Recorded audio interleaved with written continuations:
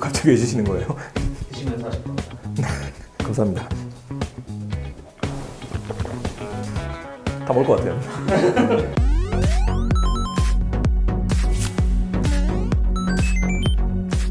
기업 교육하고 있는 이인복이라고 합니다. 직장인분들한테 요즘에 트렌드라든지 일 잘하는 방법들에 대해서 이제 강의를 좀 하고 있고요. 전자책 출판사도 하고 있고 3년, 4년 정도 팟캐스트를 진행하고 있는 팟캐스터이기도 합니다. 기업 교육을 했었어요. 교육 담당자분들을 찾아뵙고 나서 혹시 어떤 교육이 필요한지 니즈를 좀 듣고 좋은 교육이 있으면 그거에 대해 소개를 드리기도 하고 없으면 발굴해서 만들기도 하고 예전부터 강의를 하고 싶었어요. 그러니까 브라이언 트레이시, 데일 카네기 그런 책들을 읽으면서 강의를 언젠간 하고 싶다는 생각을 했었고 그러다 보니까 이제 교육회사를 다니게 됐었고 현빈이 K2 광고했었던 게 옛날에 있거든요. 그 인생은 한 번뿐이니까 그걸 딱 보는데 그러니까 뭔가 좀 바뀌어야 될 것 같다. 근데 그런 타이밍에 마침 이제 그 옮겼었던 부서가 잘 안 되기 시작하면서 이게 타이밍이 왔구나.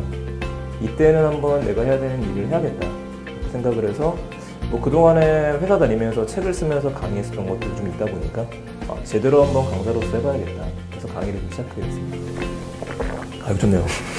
저한테 있어도 지금 장점이라면은 책을 읽는 것들, 사람을 만나는 것들, 제가 좋아하는 강의를 듣는 것들 그 모든 것들이 다시 또 강의로 연결이 되고 강의를 하면서 했던 이야기들이 정리가 되면은 그게 다시 또 책이 되고 그 선순환이 되는 구조가 있다 보니까 일하고 제가 삶이 같이 믹스가 되는 것 같아갖고 지금처럼 괜찮을 때가 없는 것 같아요.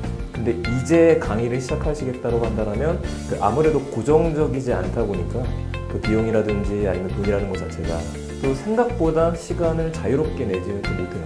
기업 교육 같은 경우에는 거기서 부탁하는 시간대에 가야 되다 보니 그런 것들도 좀 많기도 하고 체력 소모가 좀 큰 것들도 좀 있고 독립을 하고 일을 하다 보니까 사실 제일 먼저 필요한 건 시간 관리인 것 같아요. 시간 관리랑 더불어서 자기 관리. 예전에는 우선순위를 정해서 살았어요. 근데 시간이 지나니까 다 중요하거든요. 오히려 안 중요하다고 생각해도 좀 밀어냈던 일들이 발목을 잡는 일들이 있다 보니까 소요 시간을 먼저 계산을 해요. 이게 자동차 내비게이션 찍는 거랑 비슷한 거예요. 목적지 먼저 찍고 나서 예상 시간대로 가다 보면 분명히 변수가 항상 생기거든요. 근데 우리가 대응할 수 있는 건 예상 시간이 있기 때문이니까. 그래서 항상 제 시간 관리는 미리 좀 예상을 해놓는다. 하지만 그것대로 이제 칼같이 살지 못한다는 걸 알고서 좀 대응을 한다. 그래도 저 이것저것 좀 하는 것 같습니다. 한 번 더 먹어도 될까요? 다 먹겠는데요? 열정적으로 활동하시면 정력이 있는 것 같아요. 재밌는 것 같아요. 네, 그 두 가지가 있는데 우리가 응축되는 게 있고 발산하는 게 있잖아요. 그러니까 예를 들어 평소에 우리가 책 본다라든지 사람들을 만난다라든지 TV를 본다라든지 영화를 본다라든지 뭔가 내재에 자꾸 쌓이거든요. 이렇게 쌓이게 되면 뭔가 풀어줘야 돼요. 풀어주는 것들이 이제 저는 책을 쓰는 일이 풀어주는 게 되기도 하고 그렇게 사람들을 만나서 이야기를 하거나 강의를 하거나 그 양쪽의 밸런스가 좀 맞아야 되지 않나. 그래서 저는 이제 그걸 좋아하니까 그렇게 풀어내고 있고 사실 이 이야기 듣는 많은 분들도 이렇게 조금씩 하고 계실 거예요. 내가 배출할 데가 없다 보면은 이게 쌓이게 되면 스트레스가 되는 거거든요. 내 이야기를 들어줄 것도 없고 내가 할 것도 없고. 그래서 제 말씀하셨던 이렇게 여러 가지 하는 거에 대한 자신감이나 근원이라는 것들은 좋아하는 일을 하고 있다. 그렇게 이야기 드릴 수 있을 것 같네요. 지속 가능한 강의 공부해야 되는 것 같아요. 공부 안 하시는 분들이 의외로 또 많거든요. 저도 그렇지만은 제가 알고 있는 지식은 요 정도밖에 되진 않아요. 항상 새로운 지식들이 나오고 사실 강사분들이 제일 두려운 거는 그 강의하는 자리에 진짜 전문가분들이나 고수분들이 항상 계세요. 지속적으로 좀 찾고 사람들 만나서 이야기를 해야 되고 독자의 마음이나 아니면 학습자에 대해 생각을 해야 되는 것 같아요. 강의할 때 제일 안 좋은 것 중에 하나가 주변에서 선생님이라는 이야기를 듣기 시작하거나 아니면 교수라는 이야기를 듣기 시작하거나 그러다 보면 사람이니까 얻기 힘들어거든요. 그 순간에 제일 조심해야 될까라고 생각을 해요. 내가 알고 있기 때문에 저 사람들한테 가르치고 저 사람은 몰라가 아니라 그냥 먼저 알았을 뿐이고 적어도 제 책을 보거나 아니면 강의를 들은 사람들보다는 요만큼 더 나아져야 되거든요. 그거를 제대로 했던 게 제 목표이고 강사가 생각해야 되는 것도 그쪽인 것 같아요.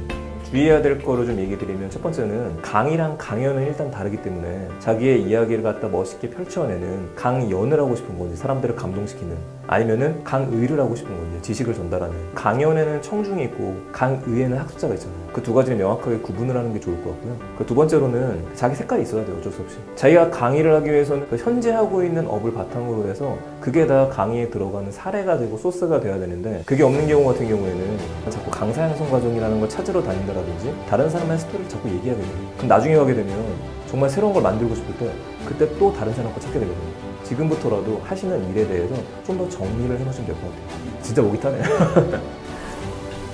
날이 더워서 그런 건지 몰라도 정리해보니까 저한테 서로는 오아시스인 거예요. 20대는 누구나 열심히 사는 데서는 앞이 안 보이잖아요. 걷는데 저기 뭔가 있을 것 같긴 해요. 거기 뭐가 있는지 모르겠어요. 근데 20대 때는 일단 가보는 거거든요. 약간 신기루가 같았다. 저기 오아시스인지 모르겠지만. 근데 30대가 되기 시작하면서부터는 뭔가 좀 몸이 무거워져요. 그 대신에 하루하루를 나아가면서 한 걸음씩만 전진했거든요. 전진하다 보니까 오아시스에 온 거죠.